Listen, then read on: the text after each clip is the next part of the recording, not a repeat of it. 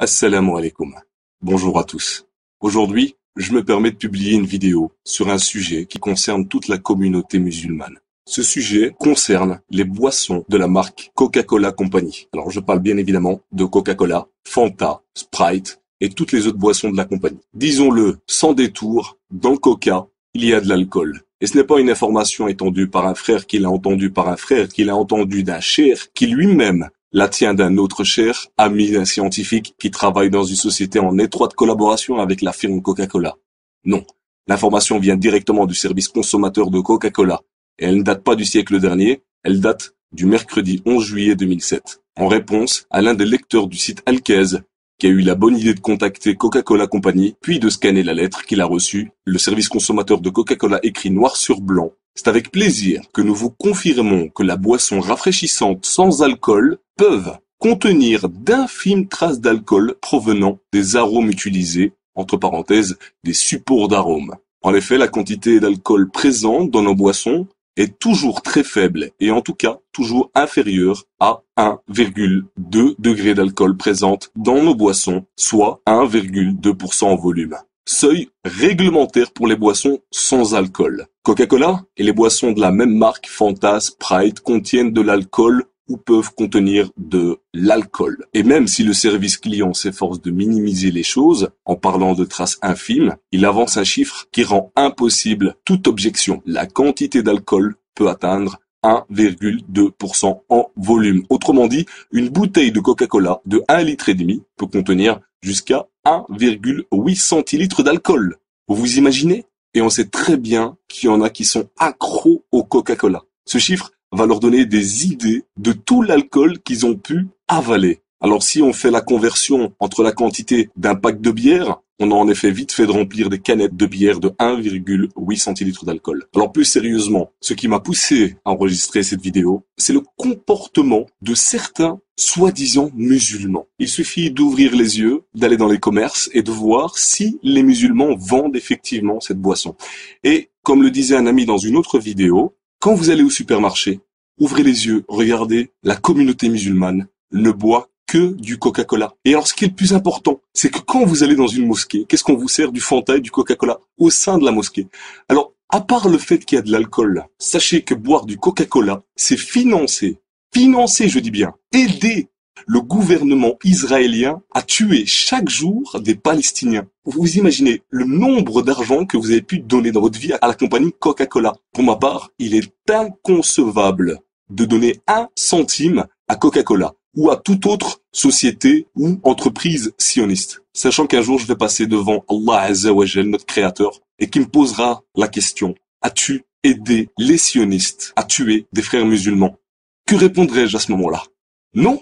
Alors il suffit d'aller sur internet et de regarder les commentaires des consommateurs musulmans pour se rendre compte de la gravité de leurs commentaires justement. Et à ce juste titre, je vais vous lire quelques propos de consommateurs musulmans. Le premier: franchement, c'est le cadet de nos soucis. Quand les Palestiniens meurent sous les canons et les tortures, et que vous vous intéressez aux bulles du Coca-Cola, qui sont halal ou haram, vous faites pitié. Alors franchement, c'est cette personne qui me fait vraiment pitié. En achetant les marques Coca-Cola, c'est financer justement les meurtres et les massacres envers les Palestiniens. Alors un autre commentaire qui est beaucoup plus poignant: je bois du Coca-Cola, du Fanta et du Sprite régulièrement, et je n'ai jamais eu la gueule de bois. Cessons de chipoter sur des constructions de phrases tout à fait claires. Moi j'estime que Coca-Cola est bien claire dans ses propos et on devrait la remercier. Cela prouve leur professionnalisme. Elle aurait très bien pu nous dire: il n'y a pas une goutte d'alcool dans le Coca. Alors là, c'est la meilleure. Clairement, cette personne, en remerciant Coca-Cola Company, encourage les meurtres, les tortures, les bombardements que commet Israël envers le peuple palestinien. Et puis, l'alcool n'est pas la seule raison de boycotter Coca-Cola. Vu qu'il suffit de prendre une petite étiquette autour d'une bouteille de Coca-Cola, que ce soit en français ou en arabe, et de l'inverser, de voir ça au verso. Et vous pourrez lire clairement, écrit en arabe: Nom Ka, nom Mohammed. Astaghfirullah al-Azim. Quelle calomnie. Ça ne s'arrête pas là. Ça s'appelle des messages subliminaux, des messages cachés en quelque sorte. Là, je vous parlais de Coca-Cola. Vous pouvez prendre aussi Fanta, Sprite, et vous verrez clairement Shaitan, Satan, en train de tenir le monde entre ses mains, ou d'autres images où on voit la terre en feu. Des images comme ça, il en existe plein, et pas uniquement dans les marques Coca-Cola. Sachez-le bien. Et pour vous prouver que certains dirigeants de mosquées n'ont aucun scrupule, la mosquée de Paris certifie que Coca-Cola est halal. Et donc, soutient Coca-Cola. Je suis convaincu que la fin des temps approche à très grands pas. Il sera de plus en plus difficile de pratiquer sa religion. Le prophète Mohammed sallallahu alayhi wa sallam dit en ce sens que viendra un temps où la condition de celui qui voudra rester ferme sur sa religion sera comparable à celle d'un homme qui tient une braise dans la paume de sa main. Rapporté par Tirmidhi. À la fin des temps, il y aura des dévots ignorants et des connaisseurs pervers. Quand vos savants apprendront en vue de gagner dinars et dirhams. Viendra au sein de ma communauté des gens qui considéreront l'adultère, le port de la soie pour les hommes, le vin et les instruments de musique comme licites. Rapporté par le Bukhari.